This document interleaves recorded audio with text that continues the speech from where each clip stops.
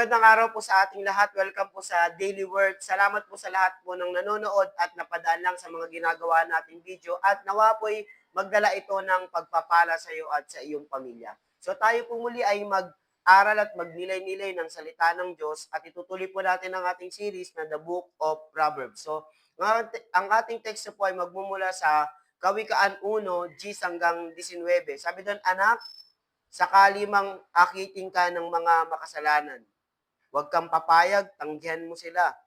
Kung sasabihin nila, halika't tayo ay mag-abang, bilang katuwa ay daluhugin ang mga walang malay. Sila'y ating dudumugit, walang away papatayin, at sila ay matutulad sa patay na ililibing. Halika at aminin sa amin ay ikaw nga ay sumama. Lahat ng masama bibigyan at ang bibigyan at bawat isa. Aking anak, sakali ay iwasan makisama. Umiba ka ng landas mo palayo sa kanila. Ang lagi nilang hangad, gumawa ng kasamaan sa tuwing ang bisig ay nakahanda sa pagpatay. Sa pag-uumang ng bitag ay walang mangyayari kung nakikita ng iba na nais mo siyang mahuli. Ngunit hindi malalaman ng mga tao ngayon, bitag nila ay sisilo sa sarili nilang ulo. Ganyan ang uuyan ng nabubuhay sa karahasan. Sa ganon nga mawawakas ang masamay pabubuhay. So, basahin ko naman po sa wikang English, sa NIV translation. Sabi doon, my son, if sinful men entice you, do not give in to them. If they say, come along with us, let's lie and wait for innocent blood. Let's ambush some harmless soul. Let's swallow them alive like the grave, the whole like those who don the fit. You will get all sorts of valuable things and fill our house with plunder. Cast lot with us, we will all share a lot. My son, do not give along with them. Do not set foot on their fat. Where their feet rush into evil, they are swift to shed blood. How useless to spread a net where every bird can see it. These men lie in wait for their own blood. They ambush only themselves. Such a path of all who go after ill-gotten gain, it take away the life of those who get it. So today po, let's talk about trap mo, gawa mo. Yan po ang topic po natin ngayon. Trap mo, gawa mo. So unang-una, makikita po natin dito is about yung about sa tukso. Ang panganib po ng mga tukso sa buhay at kasalanan. Yung mga taong hindi dapat natin samahan at samahan. 'Di ba? Yung mga panganib ng mga tukso sa mundong ito. So number 1, makikita po natin dito, the temptation to sin. Di ba makikita natin sa verse 10, no, sabi doon, my son, sinful men entice you, do not give in to them. And sabi niya, if they say, come along with us, let's lie in wait for innocent blood, let's ambush some harmless soul, let's swallow them alive like the grave, the whole like those who go down to the pit. We will get all sorts of valuable things and fill our houses with plunder. Cast lot with us, we will all share a lot. So, yung passage nito po ay nakikita po natin dito ay warning to avoid enticement of sinners. So, yung mga tukso ng mga hindi dapat nating samahan. So, yung wise na tatay at yung wise na leader is speaking to his son, advising him not only to follow those who seek to do evil. This sinner after seductive promises. No, wag din daw tayong matukso dun sa mga kasama nating makasalanan. Pero sabi doon, yung pangako din nila ay nakakadeceive. So, they invite others to gain them to violent, unjust action, such as robbing, shedding of the blood, di ba? Tawag doon, ano pa, di ba yung pag-aano ng mga ill-gotten wealth, doon, tawag doon, pagngungurap nila sa ill-gotten wealth, they suggest that they walking together, they share in the spoil, offering into enticing picture of ill-gotten wealth. No? Sabi niya, ang parang ang pangako dito ng mga ito, Sabi niyo, temptation to sin. Sige, hati-hati tayo kapag ah, pag nagawa na natin to, yung kasalanan na to. So, ganun din sa sinful behavior natin. Temptation, immediate reward of gain, especially in a world that values material wealth. Ganun din sa ano, yung tukso ng sinful behavior natin. No, parang gusto na agad natin ng reward, ng gain, especially sa mundo na binavalue talaga nila yung material na bagay. Talaga matutokso tayo dito. Yung temptation to sin. So yung passage na to, this reward could judgment making us overlook, inherit the danger of following the path of sin.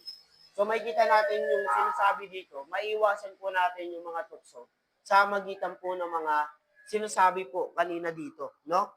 Etong passage na to, nire-remind tayo na ang tukso ay is always about small things but come into the form of promises. Hindi lang to tukso about sa maliit na kasalanan, pero ito yung form ng mga pangako.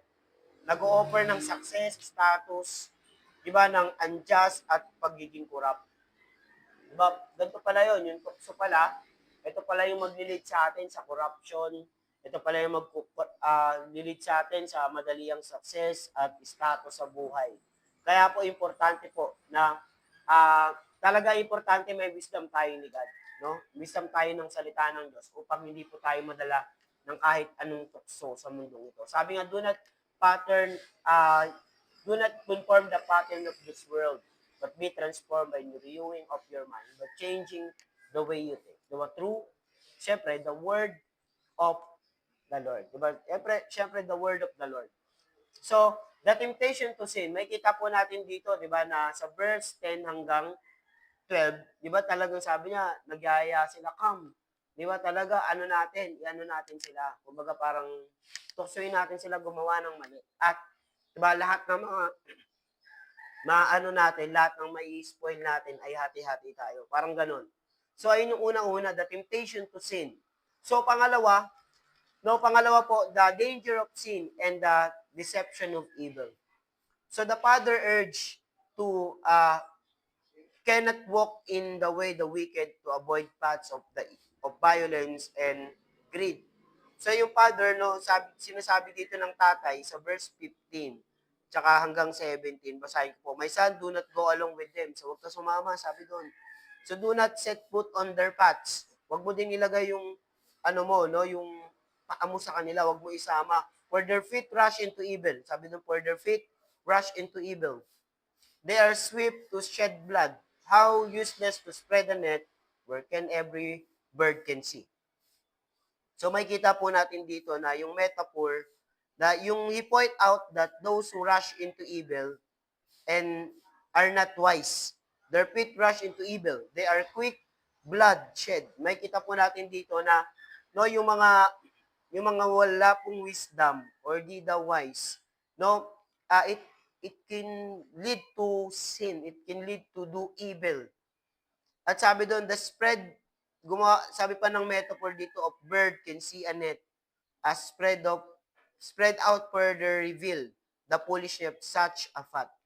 No, yung katulad ng bird, they avoid obvious trap and the wicked wish into destruction without seeing that their action will be ultimately destroying them. Kaya nga trap mo, gawa mo, di ba? So sin sometimes blind us to true consequence of our action. Yung kasalanan po, binubulag niya tayo kung ano talaga yung magiging consequence ng mga action na gagawin natin. Di ba? Kasi, di ba, halimbawa, patulad ng pagpatay, ano bang consequence ng pagpatay? Siyempre, di ba, makukulong ka. Di ba, yung pagdilal, siyempre, makukulong ka. Di ba, yung pagbibisyo, siyempre, magkakasakit ka. Di ba, binubulag tayo minsan ng kasalanan na wala tayong consequence na mararanasan. They cannot see the ruin that lies ahead. Di ba? Even though the path is leading to their own destruction. Di ba? Kahit alam mo na, nakikita mo na trap mo, gawa mo, ano pa din, tuloy-tuloy pa din. Di ba? Tutuloy-tuloy pa rin tayo sa mga maling ginagawa natin. They continue to walk in unaware and unwilling to acknowledge the danger Di pa rin natin acknowledge yung danger and teaches us to important of discernment in our decision, the necessity of wisdom, and to avoid uh, destructive choices. Yung makikita natin dito, anong mga tinuturo sa atin dito? Makikita natin dito dapat importante yung discernment sa mga desisyon na gagawin natin, yung mga action na gagawin natin, necessity of wisdom, importante para maiwasan natin yung distraction. So, pangatlo, self-destruction of sin. Di ba sinasabi nga natin doon sa 18 to 19, sabi niya, these men lie in wait for their own blood. They ambush only themselves. They harm themselves. Pinapahamak, parang ganito, pinapahamak lang nila yung sarili nila dahil sa kasalanan gagawin nila. Kaya nga yung net they laid out to trap others is to share their own life. No, yung trap na ginawa nila, yung net na ginawa nila, trap din nila yon. Or yung ambush na gagawin nila para sa sarili nila, they will gain through means take away the life of those who are obtain it. No, hindi lang ambush sa iba, pero ambush din sa'yo. Kumaga trap mo, nagawa mo nga, parang ganun, di ba? Ganun talaga pala. No, yung trap mo, gawa mo, self-destruction of sin. Meron yung self-destruction sa sarili po natin. So, it will lose everything because of sins. Di ba, lahat po ng meron tayo, it will lose because of sin. Kasi sin is self-destruction. Any kind of sin that destruct, di ba, that destroy us, it will lose everything sa buhay natin. Sin never a true path. Sin never a true path of fulfillment is always lead to emptiness. Yung sin na hindi totoong maglilid sa atin sa fulfillment ay laging maglilid sa atin sa emptiness. Lagi pong ganun. So, ano yung nakikita po natin dito? Practical.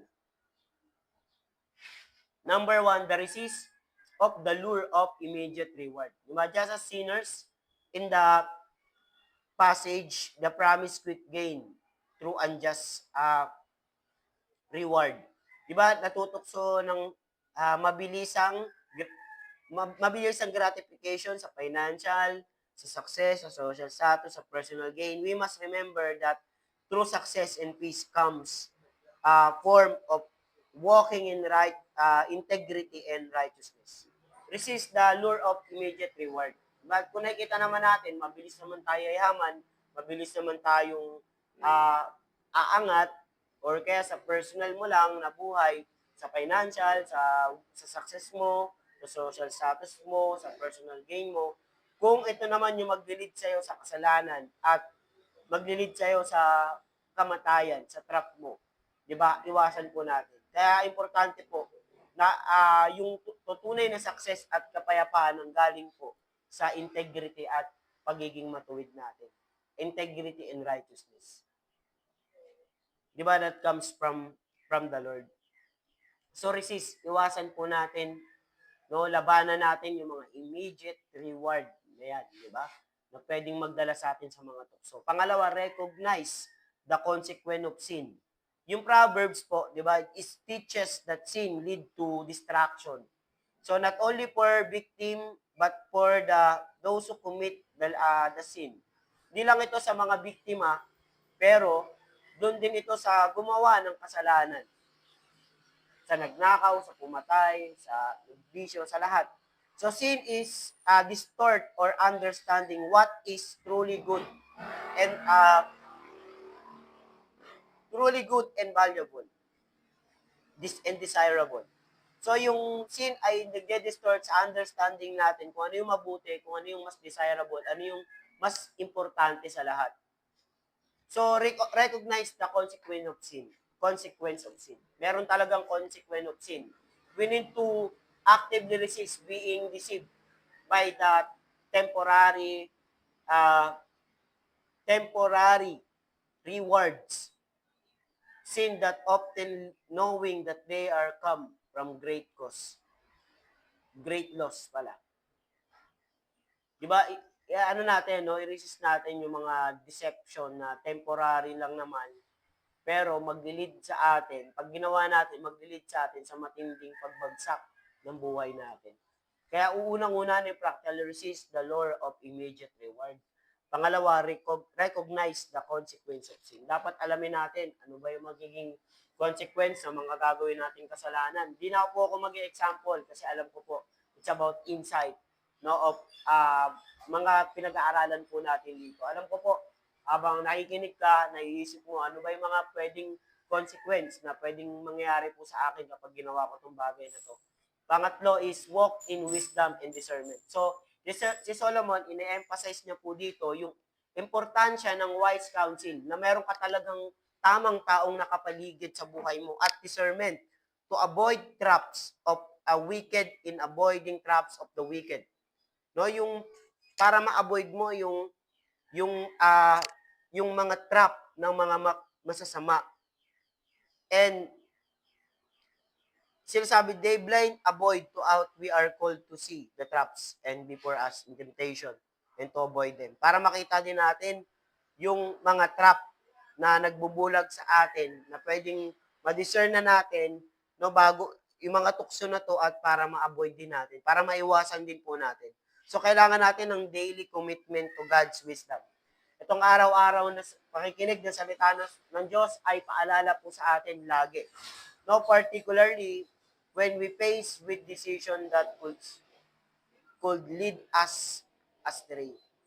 No, especially yung mga pag gumaharap tayo sa mga decision na alam natin malalayo po tayo kay Lord.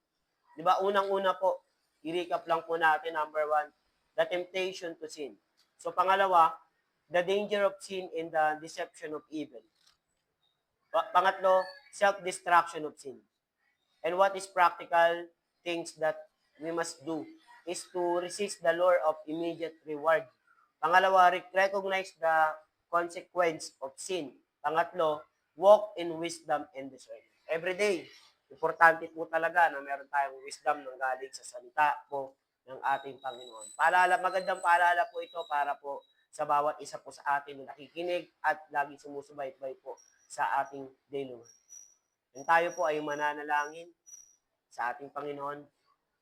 Lord, marami pong salamat sa araw na ito. Lord, dalangin po namin. Bigyan mo po kami ng wisdom at discernment na malaman po namin kung ano yung masama at kung ano yung mabuti, kung ano yung mga desisyon na gagawin po namin sa buhay namin. Na maglilid ito, Panginoon, patungo sa kaluwalhatian para po sa inyo, Panginoon. Lord, dalangin po namin, Panginoon, ilayo mo po kami sa lahat ng mga tukso, Panginoon, na hindi lang sisira sa ibang tao, kundi sisira din sa buhay po namin. Lord, protect us, Lord, from evil one. Deliver us from evil one in the name of Jesus. At dalangin po namin, Lord, pinapanalangin ko po, Panginoon, ang bawat isa po sa amin, Panginoon, na nakikinig at sumusubaybay, Panginoon, at anuman po yung mga tukso na hinaharap po nila ngayon, dalangin po namin, Panginoon, na bibigyan mo po sila ng kaalaman, karunungan, para po maiwasan, Panginoon, ang mga hindi magandang mangyayari po sa kanilang buhay, Panginoon. At dalangin po rin namin, Panginoon, sa mga taong may depression, sa mga taong nalulungkot ngayon, sa mga taong, Panginoon, na may sakit ngayon, sa mga tao, Panginoon, na nangailangan, Panginoon, ng panalangin, ng support, ng kalinga, Panginoon, ng comfort, Panginoon. At dalangin po namin, Lord, nawa, Panginoon, mangyari, Panginoon, ang kanilang mga panalangin po sa inyo, Lord. Lord, marami pong salamat, Panginoon, at lahat po, Panginoon, na nakikinig ngayon, pagpalay mo po sila, Panginoon, nawa magdala po ng pagpapala ang salita mo sa kanilang pang-araw-araw na buhay, Panginoon. At Lord, dalangin po namin na hindi lang sa Pilipinas makaabot ang programang ito, kundi sa buong mundo. Maraming pong salamat. In Jesus' name, amen and amen. Thank you po and God bless everyone. At lagi po nating tatandaan na mahal tayo ng ating Panginoon. Thank you so much po. God bless everyone.